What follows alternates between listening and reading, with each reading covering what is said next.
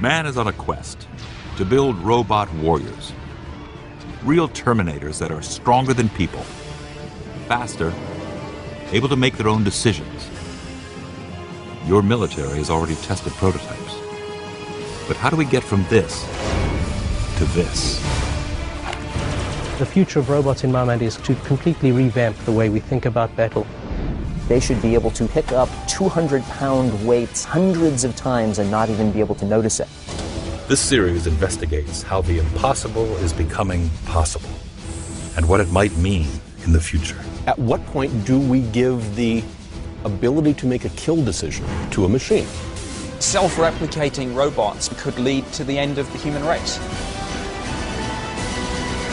Are you happy with this?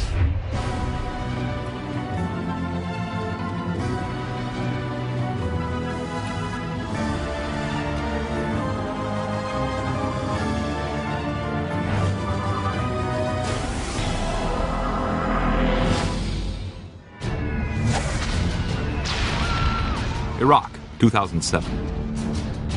With an unrelenting campaign of bombings and hit-and-run attacks, insurgents have plunged the country into chaos and foiled the world's most powerful military.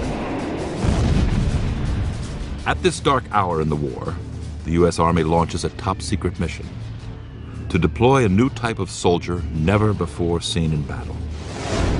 Killer droids, known as Swords Robots. When Swords was deployed in 2007, it was a revolutionary attempt to use unmanned ground systems with lethal force. I'm Bob Quinn, Vice President of Military Robotics, Kinetic North America. 60% of casualties to American forces during the first 5 years of operations in Iraq had to do with first contact with the enemy. The robots can help fix the enemy's location, allowing the soldiers to finish the enemy without being exposed themselves. The Swords Robot program is named after the Special Weapons Observation Remote Direct Action System.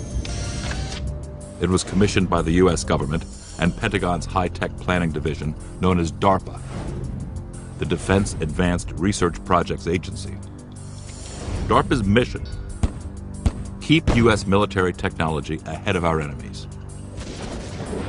They've been the force behind such previous military advances as the M16 assault rifle, the stealth fighter jet, and the internet. DARPA's role is to be visionary, to look at the way things are currently done, and to think outside of that box. Just what is required to perfect real Terminators? That's Impossible has assembled a to-do list. To be combat ready, they would have to mimic the human body. See, walk upstairs, even climb like a person, and be able to think, at least enough to distinguish enemy from friend, and make decisions. Another key: they would be expendable.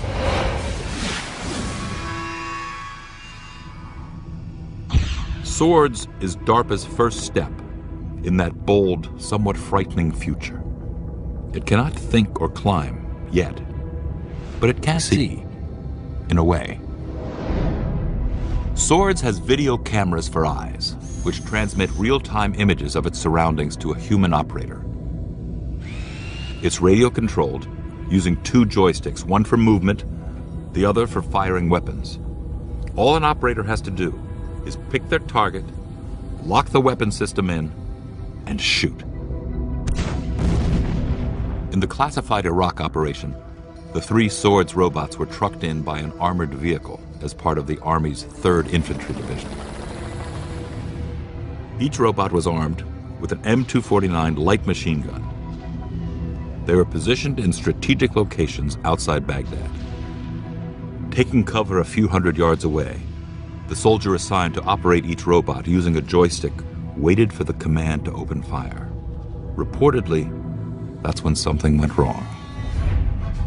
Recently, a story emerged suggesting that a Swords combat robot had swiveled its guns towards friendly troops, prompting it to be withdrawn from Iraq. I'm Nick Pope. I worked for 21 years at the British Ministry of Defence. And there is huge controversy about this. There are different stories being bandied around, all sorts of rumors and denials. There were comments that were taken from certain Pentagon spokesmen. Under testing circumstances, these robots actually started to turn their guns on some of the soldiers there. I'm John Rennie, Editor-in-Chief of Scientific American. Everybody involved is saying that that is not at all what did happen. Kinetic, the manufacturer of swords, opened its headquarters and provided exclusive access to its latest BattleBot called Mars. It's similar to swords and a window into how both work. Mars is more heavily armed than swords, packing an M240 machine gun, 50 caliber M82 sniper rifle, and a 40mm grenade launcher. A Terminator on treads. Like swords, it's sent into battle by wireless remote control. Lead designer Dan DeGuire has agreed to demonstrate it for the first time on television. It's basically a teleoperated system where proportional joysticks move the joystick with proportional command, and it commands the robot and sends it on its way. Right now facing us is a backup camera, and you can see it in this corner screen, and any one of these can be pulled up to full view. We have a drive camera going forward, we have a weapon sighting camera, and then we have a pan-tilt camera for situational awareness. In all locations, we know the signal strength, how well is the communications, and we know where it is in lat and long, so we have GPS on that robot and it's reporting back its position. On top of it, it has a rotating turret that will rotate 360 degrees independent of the chassis. The turret rotates at up to 150 degrees per second. It has an elevation capability of -20 to +60 degrees. This is the very beginning of a revolution in how future systems and future wars may be fought. It's one thing to let machines be attacking people when we're controlling them. It's another one to put machines onto a battlefield and let them exercise their own judgment about who they should be shooting at. At first, there's sort of an optimistic hope that, maybe humans don't have to die in conflict. The issue can be resolved by something mechanical. And I think, as time wore on and that fantasy evolved, you saw this vision of first optimism that robots could be something better than people, and then turning to pessimism and almost fear that robots could be our destruction. Today, our robot fantasies are filled with haunting visions of a robot race turning on mankind. But it wasn't always that way. Man's obsession with robots dates back 500 years to the Renaissance and one of the greatest minds to ever live. Leonardo da Vinci had a wonderful apparatus that was mechanically programmable, and it was used in demonstrations. It would roll out on a stage and turn. So this idea that you could have automatons that you could program and that they would do some task has been around for a long time. The term robot found its way into popular culture in 1921 in the wake of World War I and its mechanized horrors. There was a play in 1921 called Rossum's Universal Robots by a Czech playwright, Karel Čapek. He coined the phrase robot, which comes from a Czech word for forced labor. And in a way, it was the template for a lot of the robot uprising stories that have occurred since then. In his story, the robots eventually actually destroy everybody, the entire human race except for one man. So the tale's pretty bleak. Even with this bleak outlook, man continued on his quest to develop robot warriors. The first to see battle was a suicide robot that could crawl, tethered to the end of a remote control leash. The world's first robotic soldier was the German Goliath, a sort of mini tank developed in the Second World War. An operator controlled it through a cable and then aimed it at targets such as pillboxes and buildings, and it then carried an explosive charge which was detonated. The Goliath was basically a bomb on treads, 4 feet long, 2 feet wide, and 1 foot tall. It was designed as a single-use weapon. To attack, 130 pounds of explosives were packed inside the robot. Then the gasoline engine was turned on, and Goliath was steered remotely toward its target using a joystick control box attached to the robot by a triple-strand telephone cable. The Goliath was effectively a sort of remote-controlled mine. It had a little motor, the operator used a cable, the thing was pointed, aimed, and then detonated. The first Goliath saw action in the spring of 1942, and by the time the Second World War ended, more than 7,500 of them rolled off the assembly line.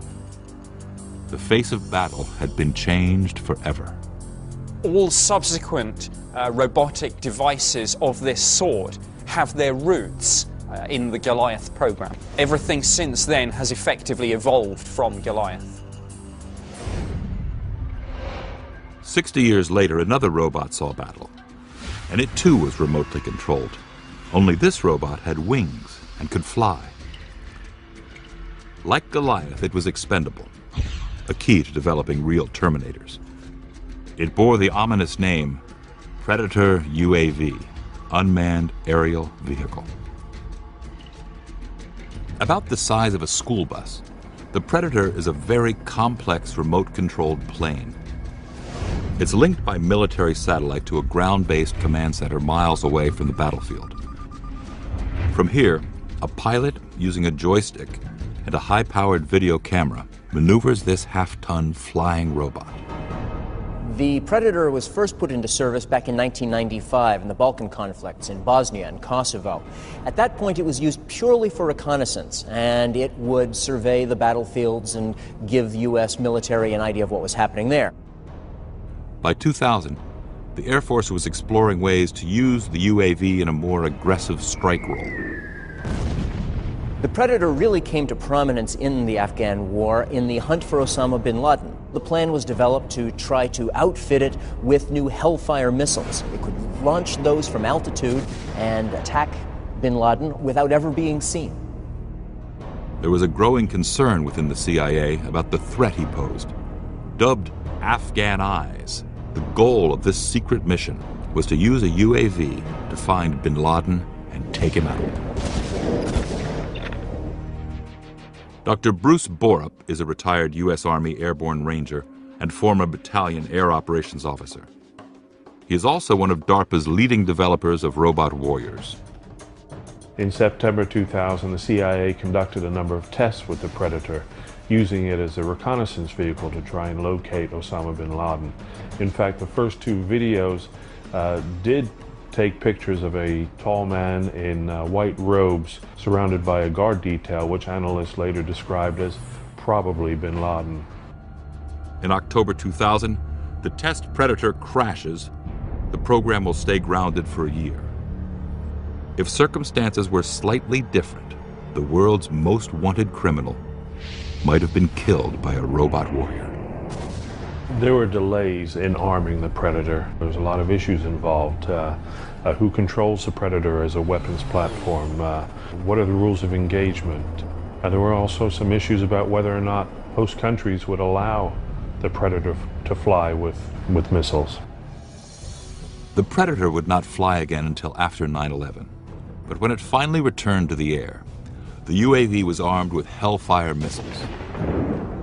A first look at robotic warfare of the future. The Predator flying at 10,000 feet is very silent. The Hellfire is supersonic. You combine those two and there's almost no warning of an attack. This video shows the deadly accuracy of one of these flying robots taking out a battle tank. In a typical attack, a Predator soaring at an altitude of 5,000 feet, firing at an enemy target 1 mile away, would annihilate its target in 4 seconds. This would prove decisive in Iraq, in the troubled enclave of Sadr City in 2008. Sadr City had become a safe haven for Muqtada al-Sadr's militia. It was using this location to rain rocket attacks down on the Green Zone, where the U.S. Embassy and the fledgling Iraqi government were located. The military called in the Predator and another UAV, the Shadow.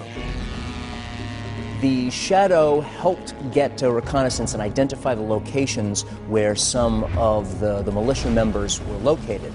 That information was then fed to the Predator, which then used that to target where it should send its missiles. Death in the blink of an eye, and the Predator is not yet a thinking Terminator. It doesn't make its own decisions. But that is coming as the impossible becomes possible in our time.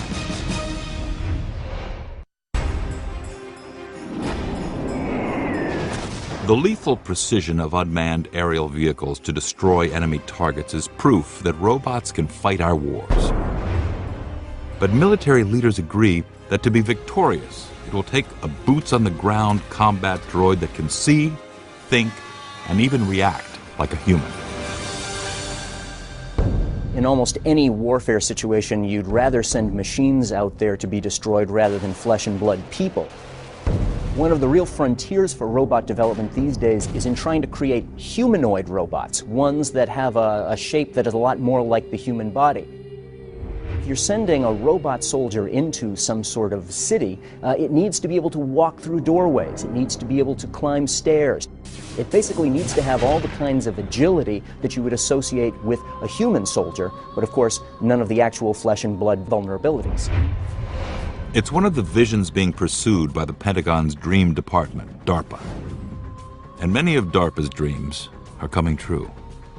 DARPA absolutely has been looking into the feasibility of creating a humanoid robot actually for a long time now. One of the big challenges DARPA's scientists face is how to get the first generation of battle droids out of the air and onto the ground, walking on legs. DARPA enlisted the help of a company called Boston Dynamics in building a robot called Big Dog. The motivation behind Big Dog is to get some of the mobility and agility that we see in animals. I'm Mark Raybert, head of the Big Dog Project. Animals with legs can go almost anywhere on Earth, but wheeled vehicles and tracked vehicles are pretty limited. Even newborn mountain goats and newborn almost any kind of quadruped can walk immediately, can climb, can follow their parents as they go up and down very steep inclines on rough terrain. Okay, following in 3, 2, go. The stable and sure-footed anatomy of four-legged creatures has inspired the amazing design of Big Dog. Big Dog's traveled on a 35-degree slope. It's traveled up a muddy hill and through the mud. It's traveled in snow, both up and down. We've had it carrying over 300 pounds. DARPA envisions the robotic soldier carrying 400 pounds over all types of terrain, 4 times the capacity of a human soldier. The ability to tote heavier payloads into remote areas will fundamentally change the way ground troops fight guerrilla insurgencies. Suddenly we have the ability to take into battle things we would not have taken before because they were just too heavy. Suddenly we can take large ladders, heavy artillery, heavy weapons that we wouldn't otherwise have taken. Big Dog's powerful muscles are hydraulic actuators which contain sensors to measure joint angles and how hard the actuators are pushing. For balance, the robot has a gyroscope that mimics the sensory receptions in our inner ear. A computer monitors all of the sensors to figure out how to give the robot its footing on rough terrain. When the robot's climbing in the mud, it has abilities to sense that it is slipping on the terrain, and then it adjusts how much load it puts on each leg in order to keep its traction and its balance and its forward motion. Big Dog is really sort of cool or slightly creepy sort of robot. I think a lot of people have seen it move and are astonished by it. Perhaps most astonishing are the frenzied autonomous movements the robot makes when it loses its footing. It has some really fascinating capacity to recover from slipping or being struck. And the way it scrambles its legs around, the way it recovers from being knocked almost completely over, is spookily biological. The behavior of Big Dog over the last few years has come a long way, but there's no sign that we're really at the limit. As Big Dog's ground capabilities continue to expand, DARPA started another project in 2004 to explore the next skill for a real Terminator, the ability to climb.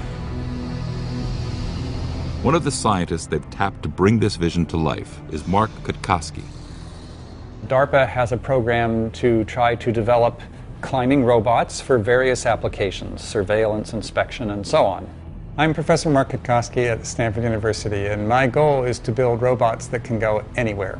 One of the advantages of climbing robots is surveillance, spying, or monitoring areas, because they can climb a building or a tree or another structure.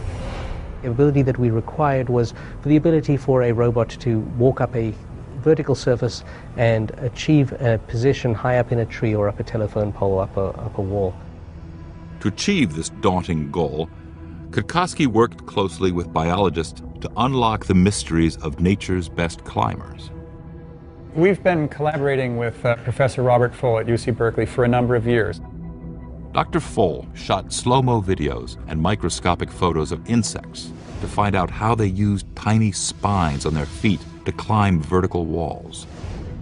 Applying Full's discoveries, Cutkosky set out to develop the feet for a climbing robot named Rise. Here you can see how the spines are grabbing little bumps and pits on the surface, and we have lots of these tiny spines, so they share the load. The real hard problem came down to how do you achieve the attachment forces between the foot and the vertical surface that's great enough to support the weight of the vehicle itself. If you want a robot that climbs vertical surfaces, smooth, rough, dirty, clean, then the gecko really is the premier example of a climbing animal. The gecko can cling to glass by a single toe and walk upside down on the ceiling. It sticks to the surface through a phenomenon called van der Waals forces. Van der Waals forces are a basic molecular attraction that always exists between any two molecules if they get close enough. And it has to do with a kind of momentary arrangement of the electrons. And you can take advantage of it if you can get really intimate contact between two different surfaces. Millions of tiny hairs on the gecko's toes create the intimate contact with a climbing surface that generates van der Waals forces. Cutkosky and his team have built a droid called StickyBot that harnesses that same power. It is basically our attempt to take the principles that we've learned from how geckos climb and apply those to a robot that also uses van der Waals force to climb vertical surfaces. The secret to StickyBot is in the adhesive pads that are on its toes. Cutkosky's team fabricated pads that have hundreds of nanoscale stalks. As with the gecko, the stalks are sharply angled, so the toes stick when going in one direction, but easily peel off when pulled the other way. When you load it with gravity, the way the robot loads it, it sticks. And to make it detach, you just have to pull it a little bit in the opposite direction and it pops right off. Now imagine troops of real Terminators climbing up the side of a building, spying on the enemy, and waiting for that moment to attack. Once a robot climbs up there, it can hang. It doesn't have to expend any power, so it can cling there for hours or even days, unobtrusively. That's quite different from something like a small helicopter, which always has to expend a lot of power and make a lot of noise. What's even more scary is not what these robots can do physically, but what they will be able to do mentally.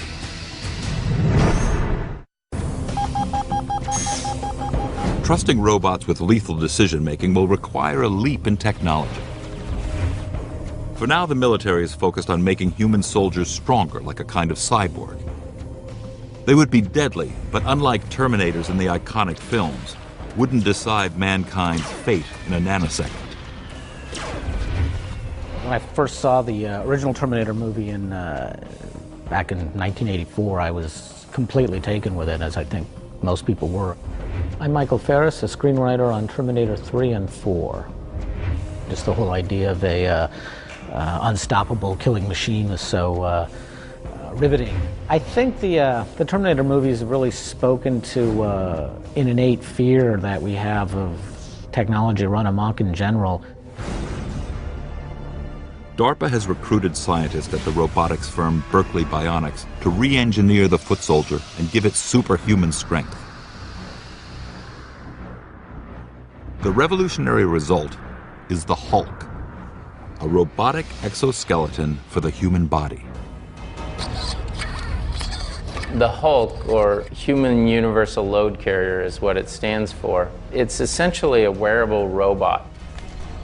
It takes a load from a person that would be carried in a backpack or in a vest, and it brings that load down to the ground through the exoskeleton structure and to the exoskeleton feet without going through the person. The exoskeleton can help a soldier carry more and new equipment into the field. So things that they haven't been able to do in the past, like for instance, a single soldier mortar team, a single soldier machine gun crew. These weapons now are carried by multiple soldiers. They could essentially be carried by a single soldier with a device like this.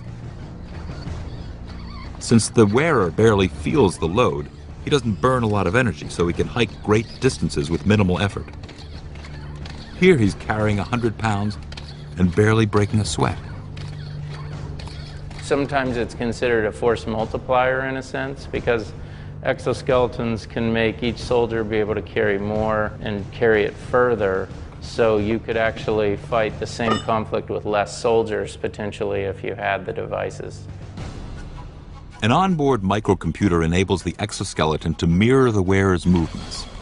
Just how the Hulk senses a person's intended movements is secret, but lead mechanical designer Russ Angold can reveal where the Hulk gets its muscle.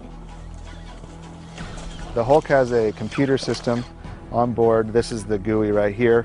I can feed it some information about how much I weigh, the payload I'm carrying, and through that I put those inputs in. The machine has sensors in the feet that sense what I'm doing, and then there's sensors throughout the machine. So when I do moves, it reacts to those moves. So I don't have to do any other inputs once I've put in those initial settings. It's a totally reactive control scheme. So whatever I do, it reacts instantly to that move. I just do what I want to do and the exo reacts. Preliminary tests show we can reduce oxygen consumption up to 15%. The more we can reduce oxygen consumption while wearing the device, the less tired the user's going to get, the farther they'll be able to go, and the fresher they'll be when they get to where they're going. The plan is that they should be able to, for example, pick up 200-pound weights hundreds of times and not even be able to notice it. They would be able to march all day and yet exercise very little of their own muscle power to do it. Another project funded by DARPA builds on that technology and takes it to the next level. A robot with a skeletal structure of a human, only with bones made of titanium and steel.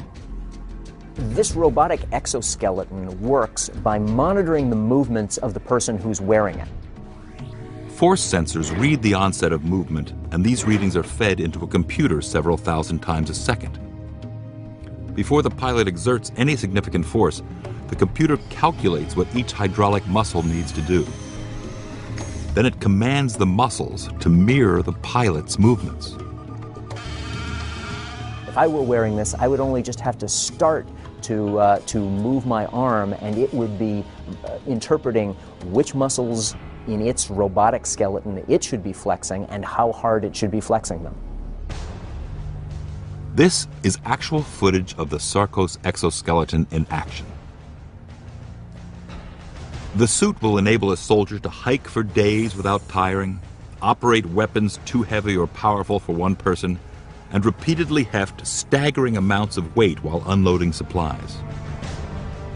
If you could combine a brain-machine interface with a robotic exoskeleton, you could go some way to creating a super soldier, better than us, stronger, faster, absolutely lethal.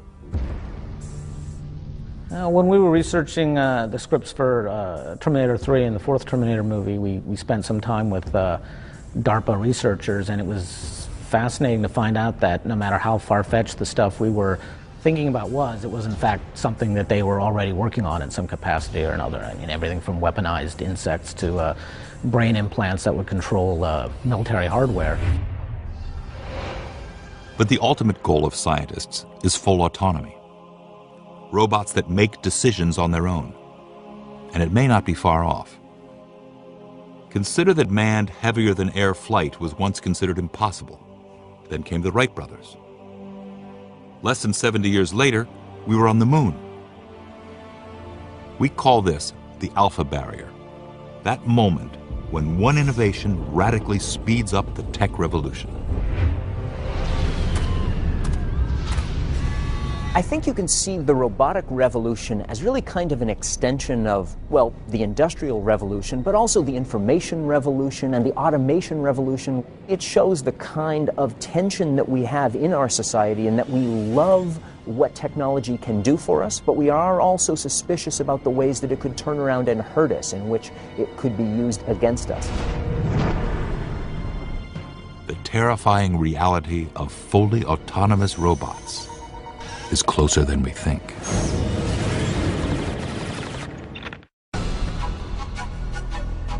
Until scientists can create free-thinking robots, robots with brains, these mechanized warriors will remain under our control.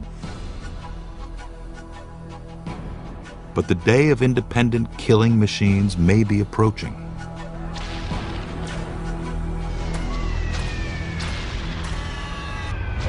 From DARPA's point of view, the development of artificial intelligence is a key enabling factor in robotics. In warfare, humans rely on brain power to survive.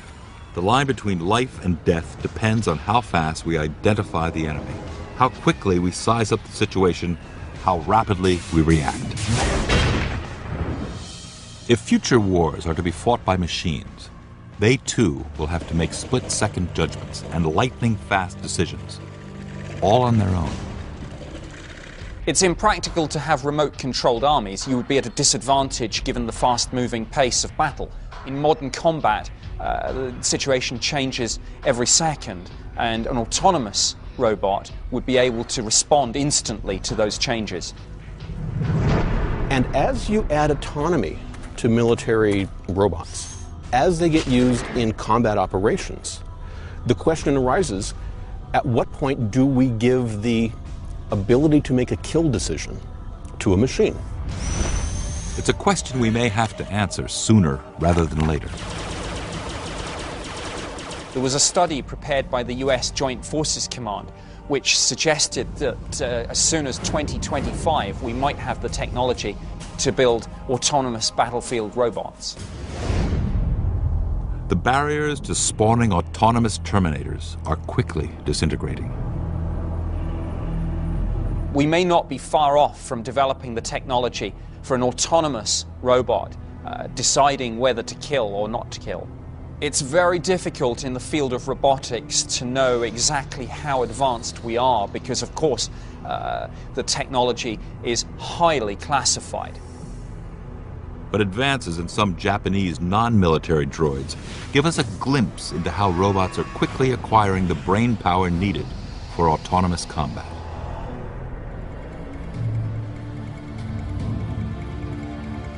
The Japanese computer firm Fujitsu has developed a series of robots called HOPE, which are able to learn movements the same way humans do. HOPE is a tool for assisting researchers in studying artificial intelligence and software for future robots.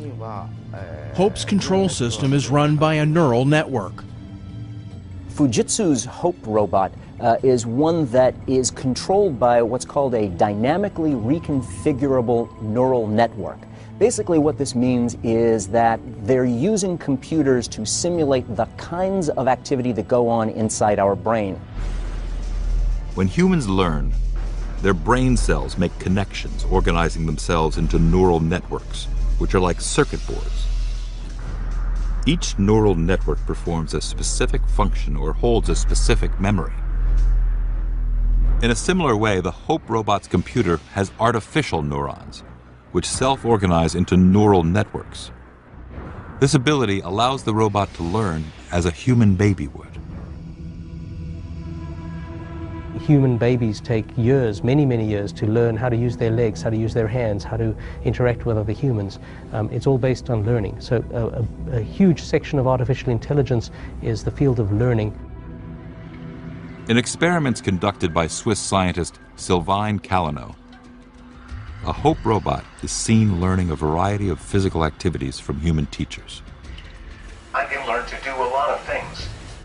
It watches how, for example, researchers will execute certain kinds of jobs, how they will pick things up, how they will open a door, how they may be stirring a spoon inside a bowl. And then the robot starts to mimic those kinds of activities. The scientists can then make small adjustments to the robot's limbs to try to fine-tune those movements, and through repetition, the robot gradually learns how to do certain kinds of activities much the same way people would. Are you happy with this? Oh, yes. As artificial neural networks become more sophisticated, they will empower robots to do more and more things on their own. The human will no longer have to tell the robot very explicitly, in very, very small baby steps, how to perform a task. We would only teach or educate the robot. Humans won't need to program it anymore.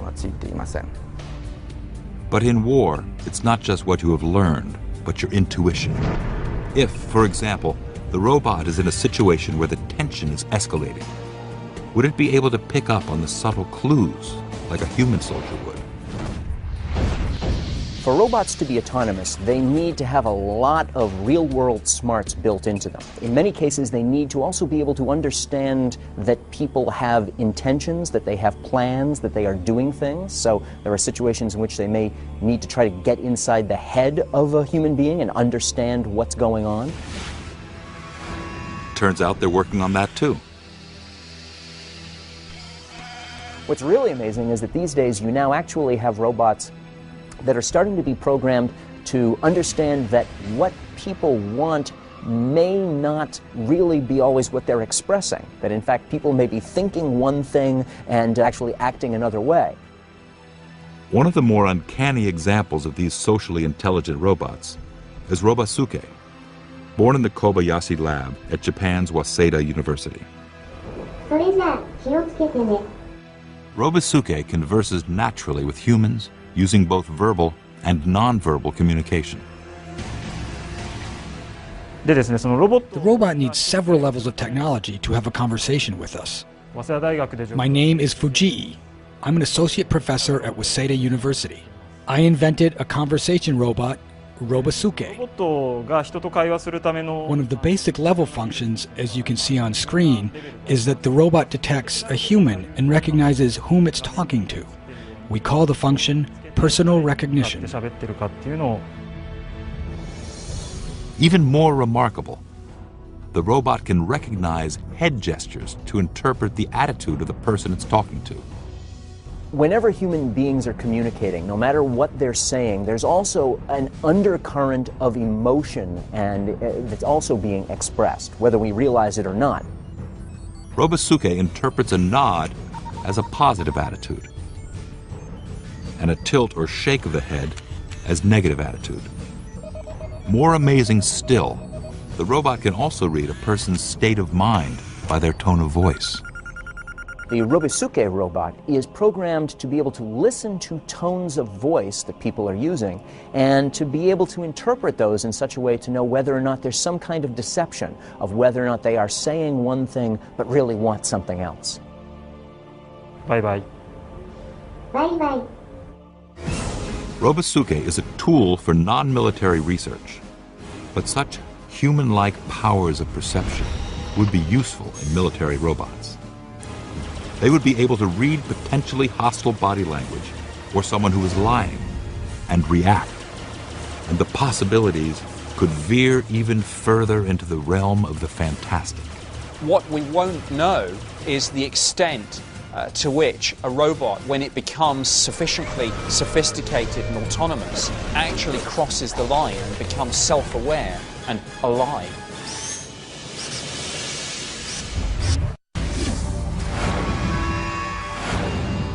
Mankind is rapidly developing robots that can make the decision to apply lethal force.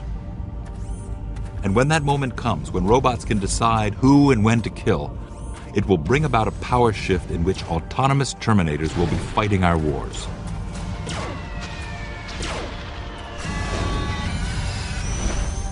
The They'll never make ethical decisions. They'll make their share of mistakes, whether based upon faulty data sets or bad programming.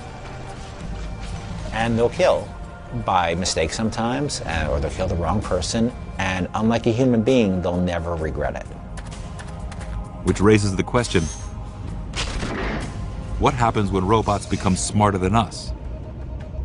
If it's true, as some scientists are saying, that they may develop robots as smart as humans by 2040 and even smarter thereafter, it seems almost inevitable that the military is going to want to co-opt them for their own use. That's what the military does.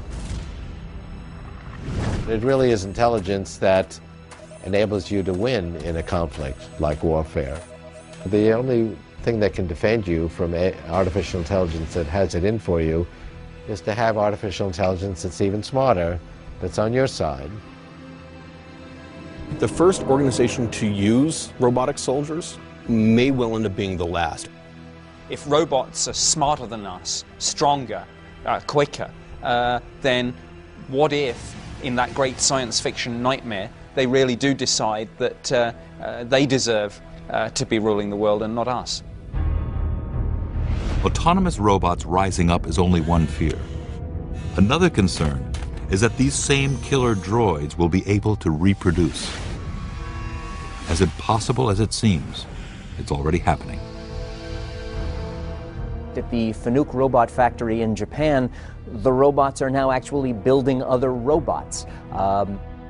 Some people would see that as a kind of scary prospect, but I think the important thing is that these days they're at least still building robots for us and not for themselves.